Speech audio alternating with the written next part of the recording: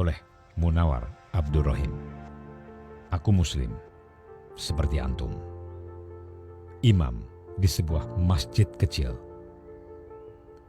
Sholat berusaha berjamaah. Nyaman dan damai. Bagaimana aku harus mengiyakan antum yang berteriak, rezim sekarang anti-Islam, doyan kriminalisasi ulama. Sementara kiai dan guru-guruku bebas mengajar. Bahkan rizki yang aku makan dari negara sebagai guru kitab Jurumiyah yang dimodif sesuai kurikulum sekarang. Aku guru ngaji, suka menulis. Buku yang dibeli hak ciptanya oleh pusat kurikulum dengan harga lumayan tinggi. Judulnya Mengenal Dasar Ekonomi Syariah. Bagaimana aku mengiyakan antum yang berteriak, kurikulum di kita kurikulum takut dan berporos ke Peking. Aku suka bengong ketika kalian berteriak, Indonesia sedang darurat komunis. Rezim kita banyak disusupi orang PKI. Indonesia mau dijual ke Cina.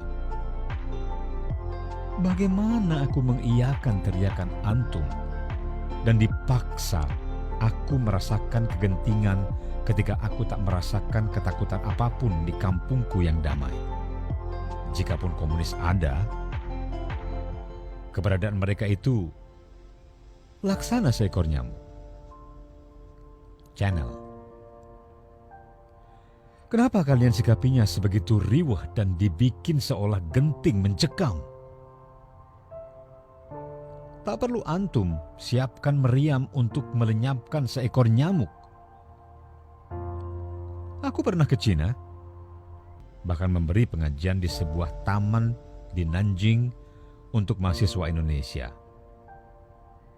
Murid-muridku banyak yang mendapatkan beasiswa dari pemerintah sana, termasuk istriku. Kata siapa mereka dikekang menjalankan ibadah?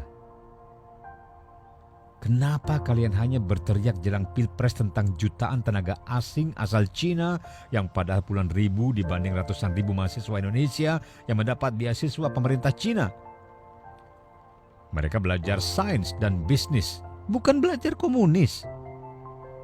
Saudaraku, sesekali keluarlah dari liko dan halakohmu. Aku kasihan antum menikmati Islam sebagai agama yang kaku, keras, dan panas.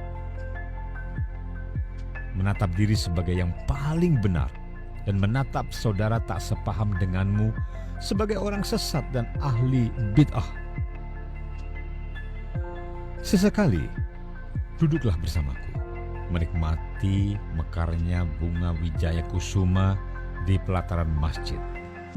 Antum akan merasakan luasnya Islam di kampungku, di sekitar kita.